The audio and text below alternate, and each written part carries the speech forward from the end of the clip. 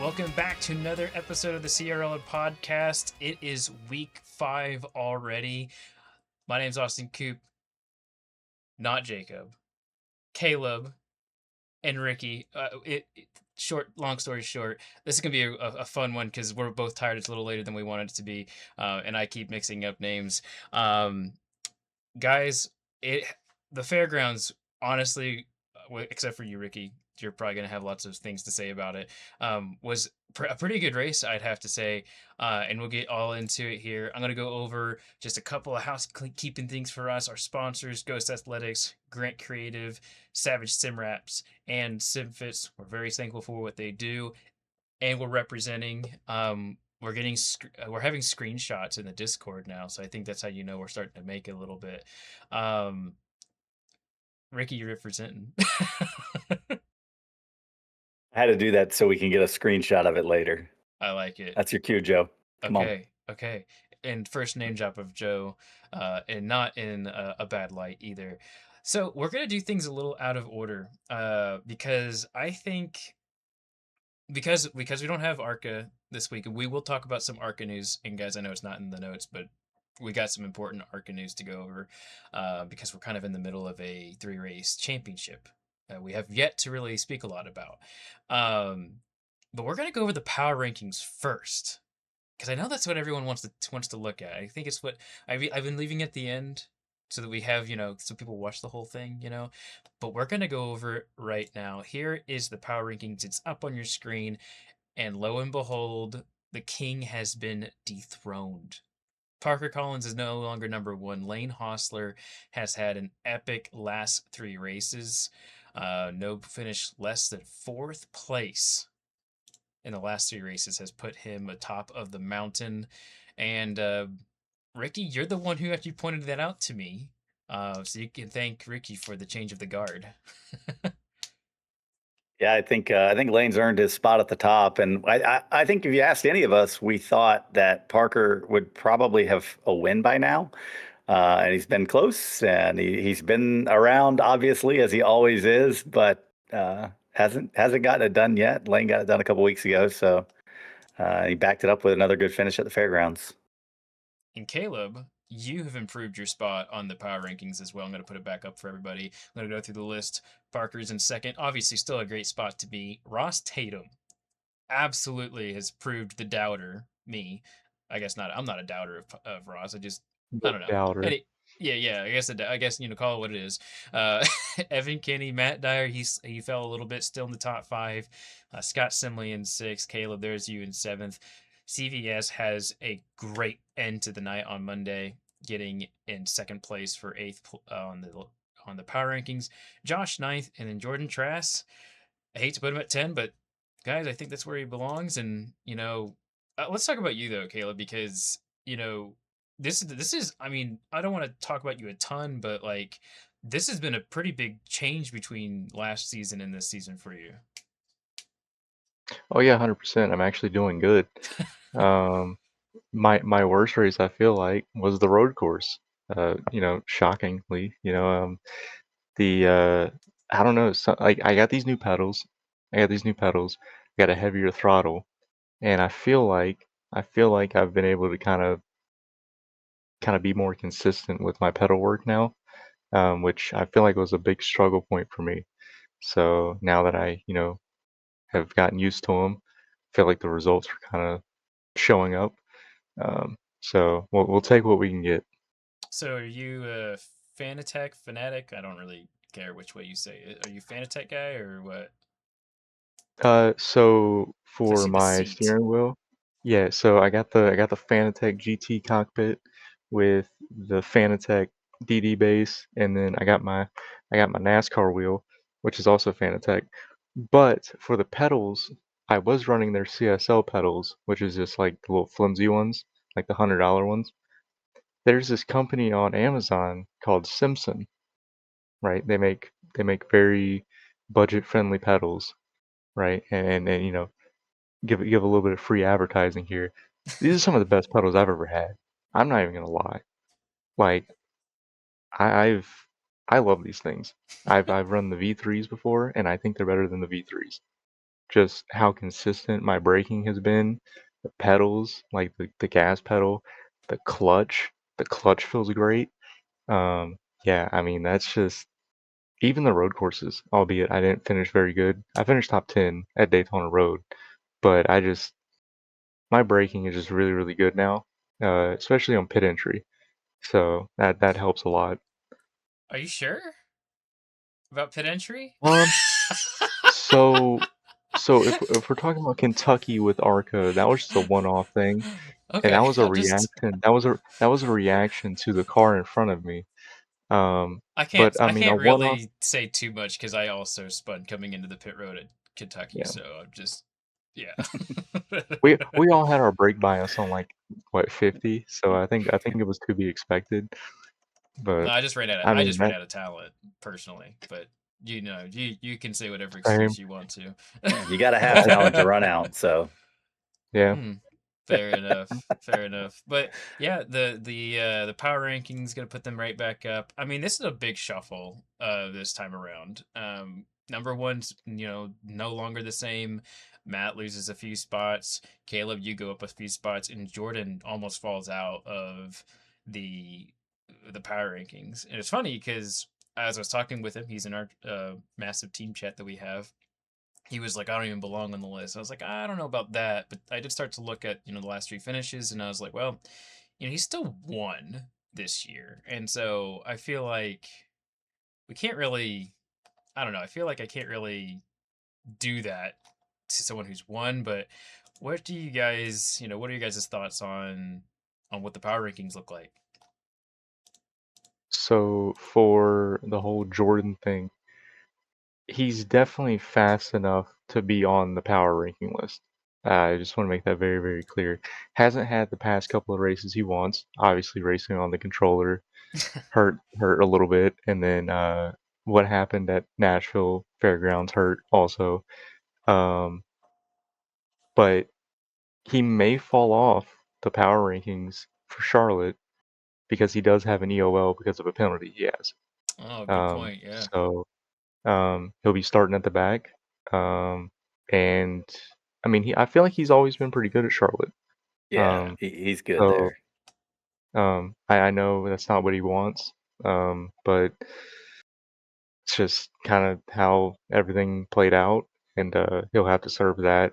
So I mean, if he gets a top 10, I feel like he'll definitely move up in the power rankings based on because we're gonna have 30 something trucks. If he works his way up into the top 10, he'll probably end up moving back up the power rankings. But I mean everything else on the power rankings I agree with. I mean Lane's been on a hot streak.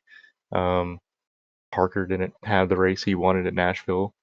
Um, so I mean I feel Obviously, like Ross has that really great average finish and has worked his way up. Evan Kenny, yeah, same deal. Yeah, pretty much everyone has had at least a race where it's not been um, their best, except for Ross. Here's his. Let me just get this pulled up here so I can uh, kind of boast about him for a second. Um, Season 26. Here we go. His finishes are 10th, 8th, 2nd, 1st in that order. That Wow. is astounding. And he's only, and you know what's even more astounding is he's fifth in points, which sounds awesome. And he has a missing race. He's only about I can't really do the math because we've got our points standings without like behind the leader. We have it above the cut, so I'd have to do math, and I'm not going to do that right now. But if you're at a home and you want to do it, you can surely do it. But he's about half a race behind Evan in total points. Like if he just had like a mediocre finish, he would be right there at the top. So um, I really wanted to put him at two, but the two in front of him have that had excellent seasons so far. It was really hard to know exactly where to put him, but he definitely belonged in the top three for certain. And I guess this is a great segue on talking about the race itself. I mean, here are three really important milestones that we actually forgot to talk about some of them last week that have occurred. Chris Smith, old man, owner of the league, boss man. He's got lots of nicknames. Major respect to the Papa dude Smith. and what he's done. What'd you say? Papa Smith. Oh, that's a new one to me. Well, I can't call him that. You can. Oh, no, that's just a nickname. So that's just what we used to call him back when in our SMB days, back when Josh and Rob had a league. It was Okay. Papa Smith. Okay. So Well, so he's some people might get it. so he gets his 200 start this year, and it was 2 weeks ago. Um, and that's just really cool to see. Him and then Ghostin also got his 150th start as well. There's a couple of other names that we're going to be probably pulling up as this goes. We've got about 12 or 13, 14 races left, I think, of the season. Maybe not that many, but there's going to be some guys that are getting close to those milestones. And then the biggest milestone of this week is that has won his 10th CRL Truck Series race. That puts him tied all time for their number 7 on all time leads. Oh, sorry, all time wins. All time leads. What does that mean? But Same thing. he did it. He did it. He did it in dominating fashion. I mean, he led over 90% of the race, and even those laps that he didn't, it was just some strategy. Joe Spinelli decided to get in there and mix it up. I was not thrilled with his decision, and he knows that, but he improved his position, and he has every right to do that. Um, Name drop number 2 for Spinelli. Um, and I think Parker got some laps led to somewhere in there. But gosh, I mean, you watched the broadcast. If you were in the race, you're like, oh wow, look at Ross. Where's the next guy? I mean, Jesus was out in another league of his own. Yeah. Yeah, he When he he pulled away. Go ahead. sorry. When I was running fourth, I was like, man, I'm feeling pretty good. And then I just see Frost kept getting further and further away, and I'm just like, how has that even happened? Like we were on a different tire strategy, so like some people didn't take tires, we took tires, and he just I don't even know how he was doing it. Um, I don't know if like he's raced here before. I hadn't raced here prior to this, so I don't know if he had some experience prior, or if he's just that good. He's probably just that good. Um, you don't win 2 championships for nothing. So yeah, I mean, just a dominating race by him. Ricky, you're Yeah, about he to say was something. Yeah. he was just absolutely gone when I got anywhere near the front. I started way at the back of the field, and I got to say we had a pretty good green flag run there in the middle of the race, probably from Yeah. around lap 40 to around lap 100. And I moved from like 18th up to 6th in that run, and I finally got to where I could see Ross, I think. So, and I don't think I saw Ross. I think I saw whoever was in second.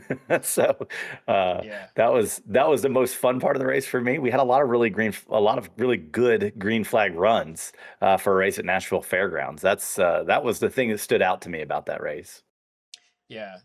I think that is something that you don't come to expect in most races at a short track. Trucks. O'Reilly. Almost got myself there. Almost had to put a nickel in the jar for saying the wrong corporate sponsor for the league Oh, before the Finity Wide Bush Finity Grand National. Wayoosh. Something like that. No matter what car you're in, it's just and also with a track that, in my opinion, was hard to pass as well. We had a lot of side by side racing, but both lanes were pretty equal, I would say, for the most part. So with that, usually you get somebody that starts giving a little bit less room and a little bit of pushing, a little shoving. And of course, we saw that at the end, which we'll get to that last lap in a second. Um, but I had been a part of the first accident. I actually was the one who spun out. I can't remember. I apologized to him, yet I can't remember his name. So I'm so sorry. Jeremy Names are Moore, I think Jeremy Moore uh, was who you ran into at the start it. when or in the Mhm. wreck with Dusty Yeah, and losing it in front of you. Is that what you're talking about? yeah, and Dusty, I mean, he's saving it, but we all just couldn't slow down for him, right? Yeah. But I had some rear end damage. I couldn't get on the power as much as I wanted to out of the corner. And whenever Ross eventually caught me, I was trying to save a set of tires, which I was glad I did because I finished 12th somehow. I took it from somebody. I think it was from you, Ricky. Um, Thanks. Not What a sorry. guy. Not sorry.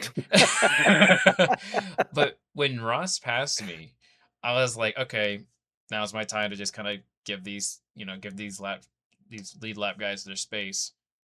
And another lap goes by, and I'm like, what the heck? And there was such a gap between first and second. I mean, I know we've been talking about it for a bit, but that's how, from my perspective, I was in like 30th or something at the time, and I was just like, man, like this is a really impressive run. I talked to Parker Collins after the race, and he was like, I have no idea what he's doing. I was trying to do the same thing as he was, and I couldn't do it. And coming from Parker, I think that's some high praise.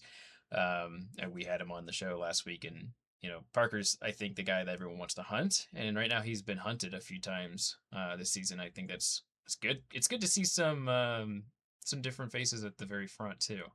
Um, but yeah, unfortunately, Ricky, you probably don't want to go through a race recap of your race, but you and I had the opposite races. I feel I had my problem Yes. at the beginning. You got to the Well, front, and then as the race went on, I had to suffer, and then I yeah. stopped suffering, and you started suffering pretty quickly. It's funny you say that because actually we were both in that one wreck, Hmm. and my damage just didn't affect me very much. I got it resolved well enough that the car was fine, and I drove through the field, got close to the front of the field, and then I made a mistake on my own on the end of that really long run. And Caleb can talk to what happened up there because he and Chuck got into it with each other up there, and that allowed several of us to get this really big run. And I passed Chuck. I didn't get to Caleb. He stayed out in front of us. But after I got in front of Chuck, I made a mistake coming off four, got a little sideways, and I just got ever so slightly tapped by him in the right rear. And that just really changed the handling immediately. And after all the cautions flew at the end, I'm not even going to talk about all that stuff. I got hit by everybody that was anywhere near me, and I was incredibly frustrated by the end of that. It Caleb, was how'd you feel about that battle that went on up at the front on the long run? Yeah, you talking about the one where I got absolutely doored? I mean, I mean, it wasn't like doored. We were just racing hard. I mean, we didn't wreck. It was Yeah, frustrating, but I mean, yeah. on a tight track like that, I mean, it's bound to happen, especially when you know I burnt my stuff. I'm not even gonna lie to you. I burnt my stuff. But but I was doing a very good job of holding my line. Uh, and I just got tapped, got a little sideways. And that's kind of where what you were talking about happened. Because I think at one point, me, Darren, and CVS, we were three wide, and Yeah. CVS was at the bottom. He dropped back, and that's where you and a whole bunch of other drivers had entered the frame, and We it weren't just lifting. no, I had to. I mean, I was sideways. Yeah. No, but I think I want to touch on something that Austin said just a minute ago. He said, there were a lot of different options for lanes and they were kind of even with one another. And that is pretty fun to watch, but it can be kind of frustrating when you're in the race because it's really hard to complete passes. And I know you were side by side with one of those guys up there, and me and Dusty Martin were side by side for like 40 laps on that run. Just couldn't get away from each other. Yeah, it was when I was watching it back, because my race was pretty boring until the end because I was just, slow. Watching it on the broadcast, I'm like, man, this looks like a lot of fun. And then hearing you guys talk about like the frustrations, having to get your elbows out a little bit and not really being able to make ground. I think a lot of it has to do with how bumpy that track is on the bottom. If the track wasn't so bumpy in the bottom, man, like the bottom would really have a lot more worth.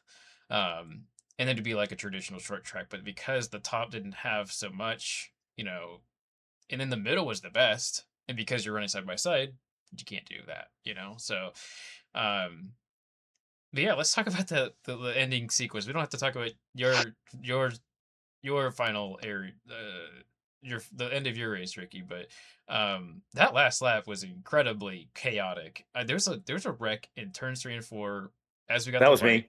That was you, so you could probably attest to that. And then I believe the 19 gets hit by Altus. He goes and hits the inside wall with his left front, kind of like I think that happened to Dale Earnhardt Jr. years ago at Bristol. But instead of going right back up in the field, well, he did, but he was still able to somehow drive it into Parker Collins, who then gets in contact with the 35. I kill the 35, who kills my teammate Judson, and then there's even more stuff that happens. I mean, I've seen some pretty chaotic last laps through my windshield, and that one was like, I'm just gonna keep my wheel steady and just pray. And I got I don't really know. I don't know how that wasn't bigger or worse, to be well. honest. So I think there's things there's two things about that I think that really helped the situation. The 19 doing as good of a job as he could have to not wreck the whole entire field, but also he wants to still finish the race. It's like, if he was like in 30th, it's the last lap. Yeah, maybe he's like, oh screw it, I'm just gonna wreck everybody. But like, I don't really think Jacob's that kind of guy, anyways. But he's like trying to still save his own race because I think he was in the top five at that point. And then Parker and the 35, trying to stay off each other, they make contact, and just last lap shenanigans is just it's what you kind of expect at a short track. It just and I feel bad for everyone that like actually like lost positions like you, Ricky. Like you hope that you get that caution that can kind of give you that last chance to come across the start finish line with everybody else at least. But um, it doesn't always work that way for short tracks. But let's go down the top 10 for the race. I think the biggest thing, Ross Tatum obviously gets the victory, but Chuck gets second. And, we talked about him last week being, kind of in that position of, should he been there? Shouldn't he been there? Well, he showed us that he should have been there at the front. I don't think anyone had anything for Ross, but being the first loser among 29 of us, I think there was that started that race, like, um, that's a good position to be in. Lane, he finished third. Scott Simley, another quiet finish for Scott. I don't even he got 8 X's, but I don't even know where he got them from. Kenny, he got fifth. Darren Staff, we need to watch this guy. He's only raced twice with us this season, I think, and he's got 2 6th place finishes. So someone to watch right Yeah. now. Could be a threat. Could get back into the points. It's a little hard, but could get back into the points talk. Altus gets 7th. Caleb, you got 8th place. Parker Collins, he finished 9th. He had a speeding penalty, so he did a good job of getting back in the top 10. And then Jonathan Gaston, I believe that's his first top 10 of the season. He gets that 10th place. Good finish for him as well. I think Caleb had a speeding penalty too. I think you Oh, got to did give him you? props. Oh, you. The Same same pit time. stop. Oh, Yeah. Yeah. and you finished ahead of Parker. Look at you. Well, see, I would like to send a thanks to Mr. Altus for that. Him absolutely just sending Jacob into turn one got me my top 10 to keep my streak alive. I even sent him a text message. Oh my gosh. So I will say yeah, that from my point of appreciate that. view, I don't feel like he sent him into the wall. I know the 19 wasn't pleased, No, and honestly, from I'm gonna say it. I've heard the 19 get pretty vocal, and I like the guy. Otherwise, I would not talk about him like this, by the way. And so, Jacob, forgive me for this, but uh, Jacob wasn't as vocal as I've seen him before. Um, but honestly, it was so close coming off of turn four with those guys. I can't believe that maneuver actually shoved the 19 in the wall. It's really close. It was on Altus, don't get me wrong, but like holy cow, like it was inches between the guys. So I wouldn't say necessarily like sent him like he got on his rear bumper and just kept it floored like someone else. But it was I think it's a little bit more, Rubbins racing kind of thing. But Hey, that's short track it's racing. Star Trek race. When you get a Denny Hamlin head when anytime we go to the short tracks, that's fun. But we've had a load of different tracks, and we're gonna be going back to some more tracks. I think that a lot of people are gonna like. We got Charlotte next week, um, Yes.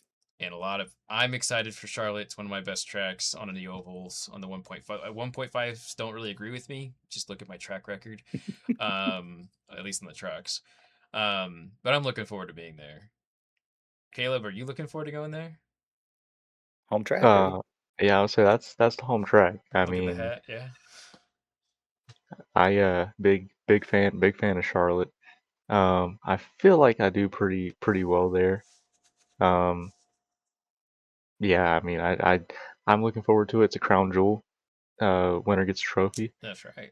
So, yeah, I'm pretty excited about that. Hopefully I can get my first oval win in the truck series there. That would make me very happy. for it to be a home win, crown jewel, um, and get my first one of the season. That would be nice. Yeah, I think that Charlotte is, I mean, it's kind of the center where everyone wants to be. Like it's a track that it's a 1.5 mile oval, but man, it races so fast. And I think that's one of my favorite parts about it is that like you go to Kentucky, it's like I gotta go slow in certain corners, and it's like Charlotte is so much more like it's not. I would say it's certain tracks you say oh it's a finesse track. It's like well I guess you could say every track's a finesse track, but Charlotte you just you have to move. I feel like you have to move slow to go fast. It's kind of like cars. Turn right to go left. It's like turn slow, drive slow to go fast. It's kind of my favorite part about it. At least that's how I feel about it. Ricky, you actually won the one of the latest ARCA races there. So I'm looking forward to seeing how you do there. I remember Yeah, giving. that's actually the track I made my CRL debut at in 2024, season 22. I Mm, made my debut there, and I very, very explicitly remember this race because I was in a very heated battle with Josh Altus, mm. and he spun me out, and he won the race, and that was one of my best races in CRL, and I've only gotten worse since. So I don't know how that goes, but Well, I love that out of the mile and a half tracks. That one's my favorite. okay. Well, I think we a 3 out of 3 here. We're all three looking forward to Big going fans. there, and we'll see how we feel after the fact. Ooh, We'll see how because not everyone can win, not everyone can be in the top five, and I don't think any of us. I think there was one race where the three of us were in the top 10 together. Um, so we'll see whether Yeah. that continues or not. Um, we're actually getting close to a close here. It's going to be an early curtain call, as you if you will, because we don't have the Arca series to talk about. But what we do have to talk about is the in race championship that we have got going on, and this hasn't really got a lot of publicity, and I think that kind of falls a little bit on my shoulders. So I want to apologize to Kyer. Formally and publicly, just because this has been going on the last two ARCA races. It started with Stakuba, and then it kept going with Kentucky. And so it's a 3 race challenge, and I I actually don't know whether it's based on average finish or point standings. Kyrie said it's based on average finish. And he has yet to tell me whether that's the official. Either way, myself and Grant would be tied for the top anyways, because we had the same finishes, ninth and first, just swap them. And then we got the same amount of bonus points. So basically, whoever finished ahead of that. But more important than that is the benefactor, I guess, or the supplier. I guess I'm going all F1 here. Benefactor and supplier is Mister. KSM Productions. They have put forth the prize for this, and so Kyre's got on his truck pretty much every week, and he's got one of the coolest numbers on the side of his truck. It's a 2 with film tailing off the 2. Coolest 2 other than the Blue Deuce, in my opinion, that I've ever seen. Coolest number out in our field, bar none. And I think he created it himself. So I think that was pretty neat. But I just wanted to put some attention on that. That'll be coming this week at Charlotte as well. So a great track to finish up an in-season championship. Um, I don't know. I think, I mean, it looks like it's between, let me put the drivers up on my screen so I know who's fighting for it. It'd be Jacob Grant, myself, Kyer, he's in it, Bud Scherer, and Van Scoit as well. Is that how you say his name? Van Scoit? Van Schoik? Van CVS. Chuck? CVS. Chuck. That's how you say it. No manlier name than Chuck, by the way. But those are the guys who are following, really fighting for it. There's some other guys that are close. Carafel, Hall, Bustler. He's in there if he shows up. Because he didn't show up. That's why you got. That's why you got the boot, buddy. I'm sorry, but you didn't show up, so I don't know how to judge you on the power rankings.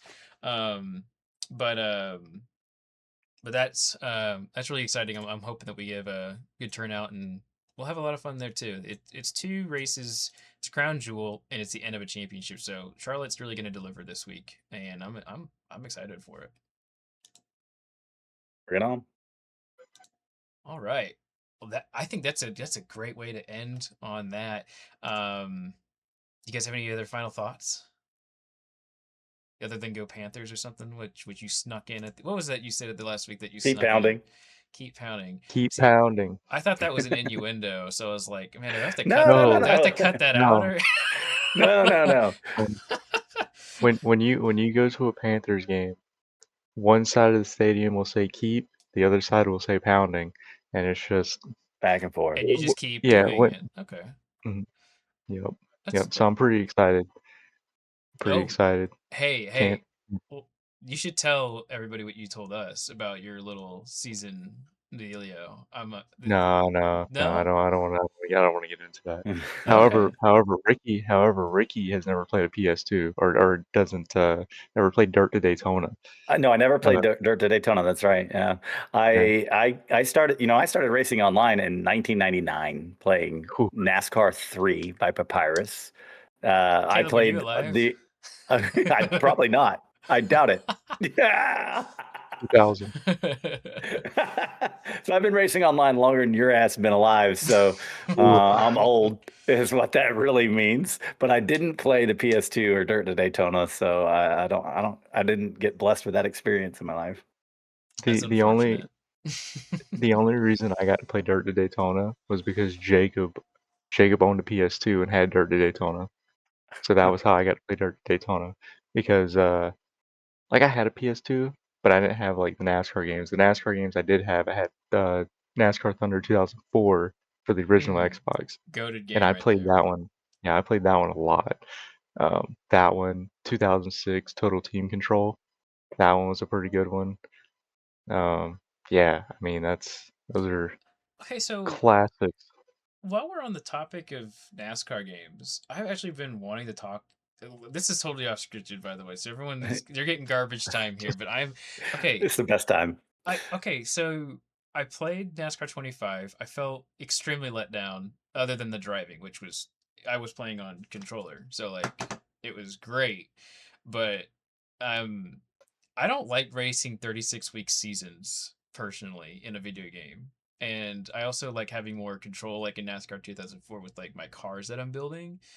Mhm. Like I don't know. What Ricky? Did you play NASCAR 25?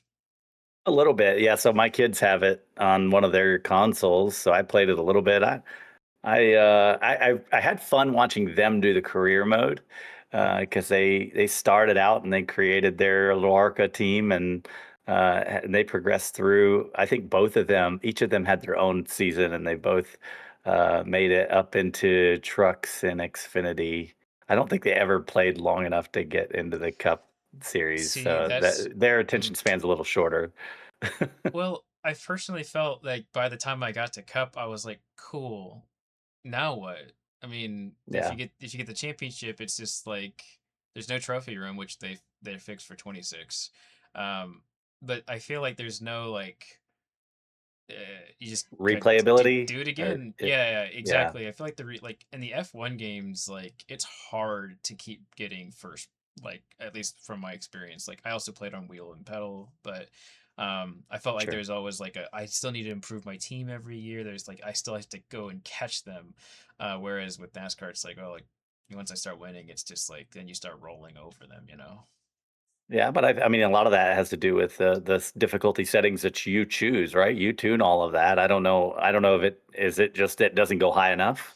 Is that It what it goes is? high enough. There is no doubt about that. We could make it so that I don't I don't even know. That's why I'm finish. asking. I could barely finish last at the maximum on controller, right?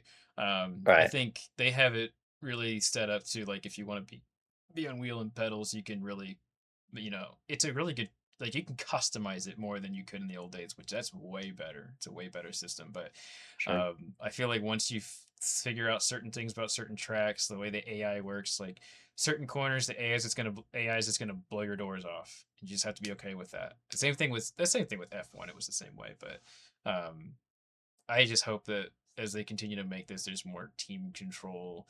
It just felt like progression just for the sake of progression. It's like, oh, you have like a level one.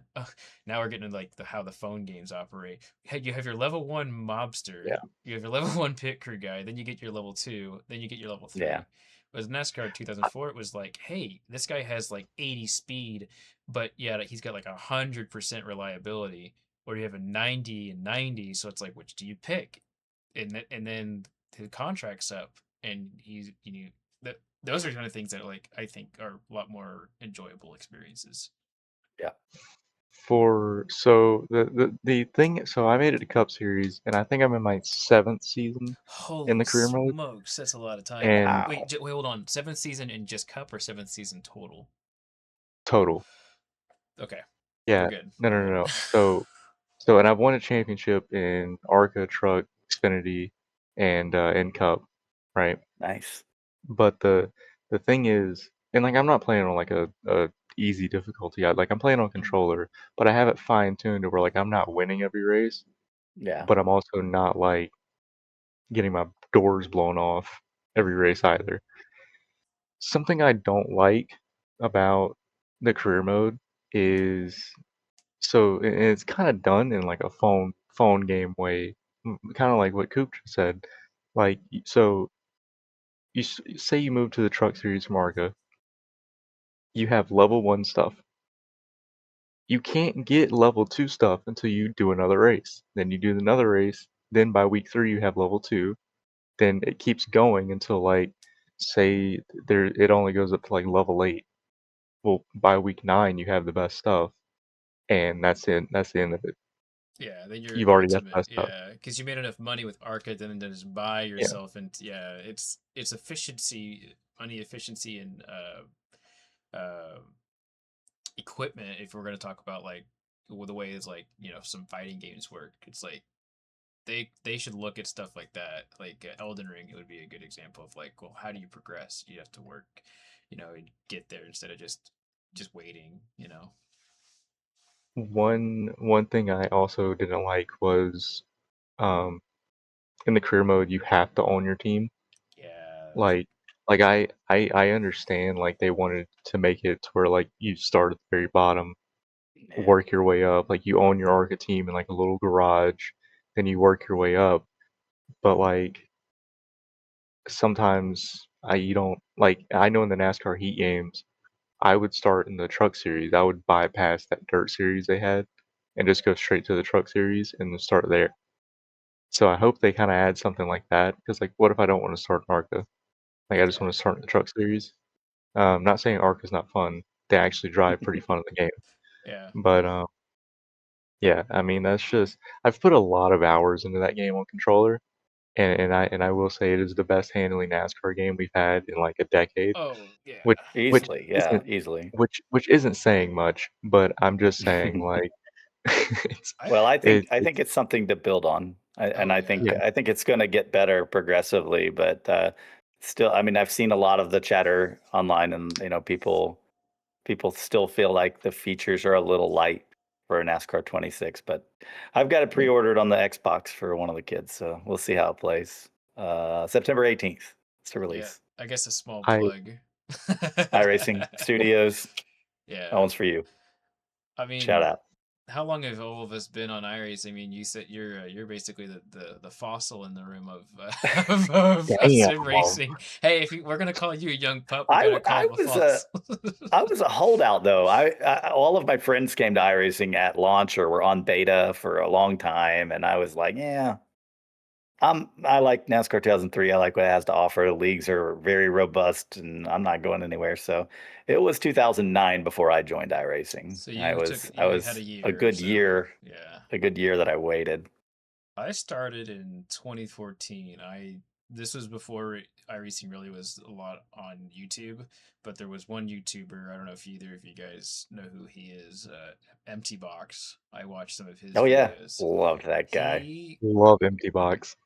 he actually was the only guy making iRacing content that I could find because like I found iRacing just on my own. I think one day I was bored. I'm like, dude, I just want to like get behind a rig and just do it like for real. I'm tired of playing like the simulation on the controller is not enough.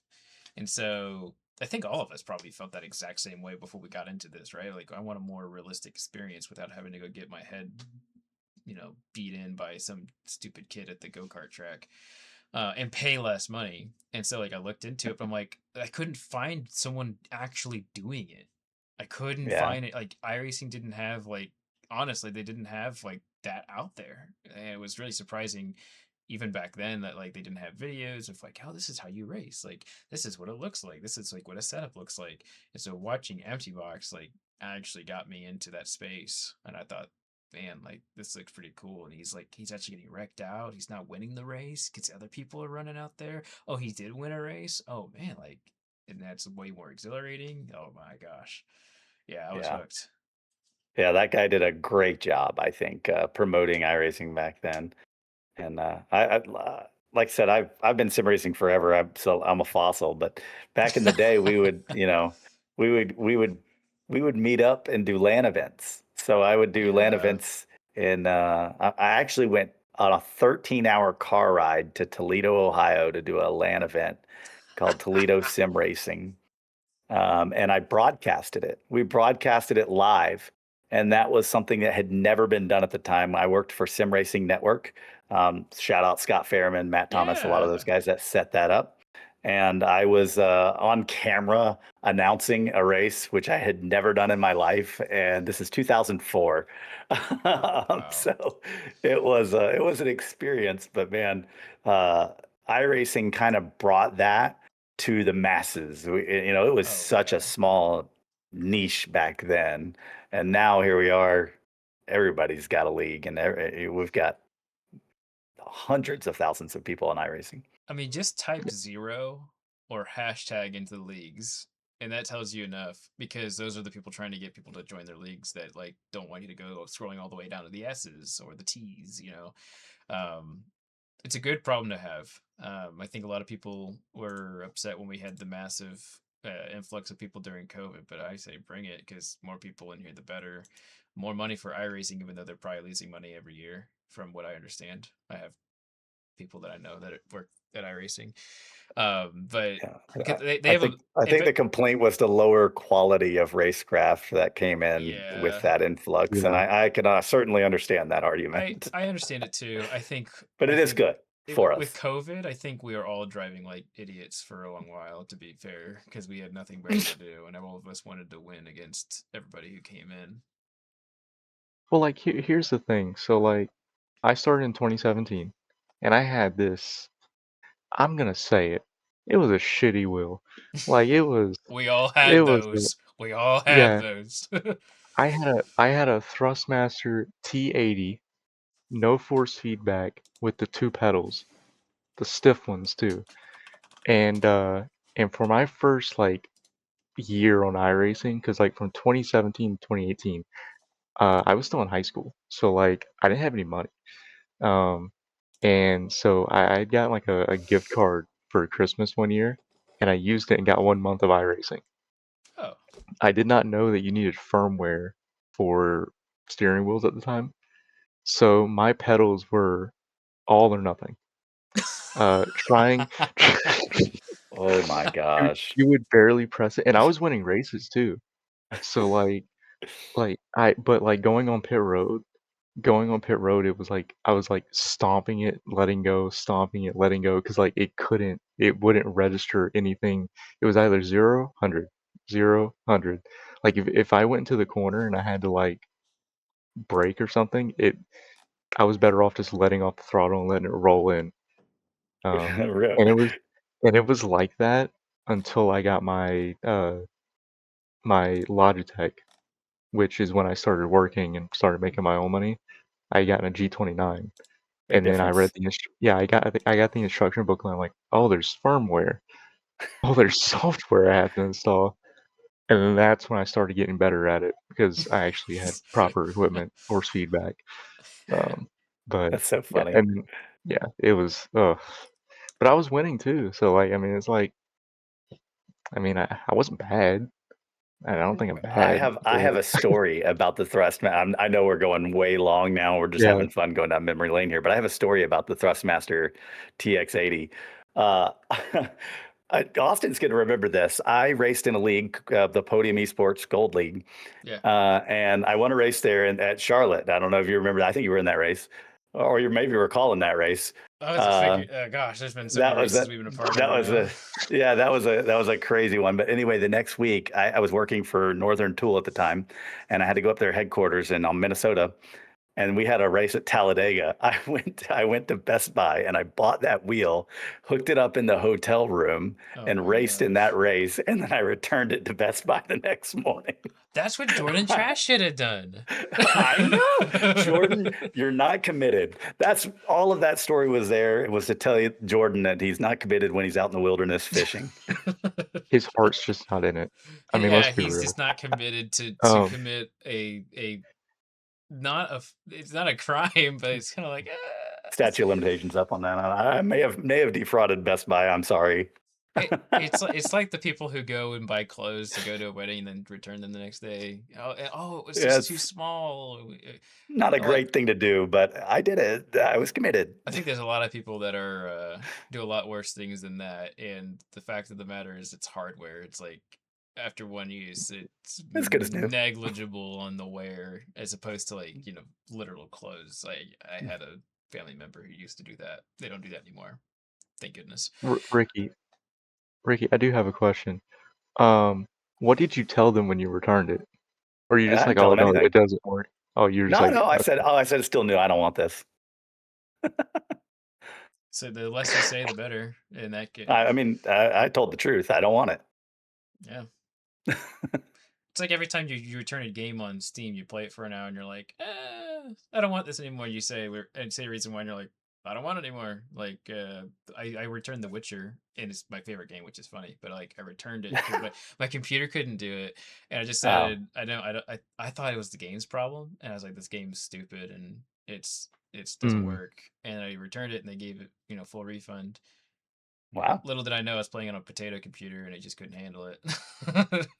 When completely off topic, and I apologize. When I got my Steam Deck, I was going to like the verified list and like the playable section, and Steam Deck's like a portable console, so like it can't run most games, but it can do games decently well because I mean it's still a little mini computer, and and I was buying games like 10, $20, and then it's like, oh, that doesn't run well because like Steam has great sales. I'd be returning them, and I think like my eighth return, Steam sent me an email and was like, hey bud, like, you probably shouldn't be doing this. You're abusing the system. I'm like, okay. Whoop. So I just You stopped got called buying out. stuff. So I just stopped buying stuff for a few months, and then I started doing it again. And they haven't banned my account. I mean, like, look, listen, if you say the game is verified, I buy it and it runs like shit, I'm not gonna play it. That is I'm just fair. saying. That is fair. That is fair. Well, wow, So sorry, So, my bad. Austin, your turn to tell us a story about defrauding. well, there's this one time when I was a little kid. Oh, here I we go. grabbed a bag of this is actually pretty funny. I grabbed a bag of M&Ms from the quick aisle, like when you're about to get to the end, or it's the impulse aisle. Yeah, it's got a name, the Yes. impulse aisle. And instead of buying it, I went to the restaurant to go eat it. Because I was gonna steal it. Well, I opened it and it. I'm 7, 8 years old. I'll never forget it though because sorry, I got a text from my wife because it's getting late. Where you at? They went everywhere. I mean, these Oh. M&Ms or Skittles or whatever they were, they went everywhere. And the worst part, it was like I had debated on whether I was still going to eat them or not because I'm a little kid. But then someone walked in. Someone walked in. I was so scared. So like I just was like stood there in the bathroom like not knowing what to do because I was in one of the stalls. So I was just like, and I waited for the person to leave, and then I got out and I confessed everything to my mother, and she was like, "All right." She didn't say a word, and that was the worst part about Yeah, it. been there. And there's my story, although I was much younger than you two fellas. Yeah, mine was like 2 years ago, so Ooh, so yours is the It sounds like you're worst. still doing it. no, I don't blame Yours my the Steam Deck. worst. Mine's the second one. Okay, that's the way I raked it. Oh my gosh. Yeah. Okay, I think I'm gonna put my foot down. This is I'm sure this is probably the most entertaining part of what we do, but thanks, yes, thanks Garbage time, everyone. baby. Exactly. Garbage time is my favorite part of an NFL game for sure. Because it doesn't really matter. Just like this conversation. Thank you guys for joining along. Y'all have a good rest of your day. Boys, thanks for hopping on with me, and we'll see you in the next one. All right, how do I stop this thing?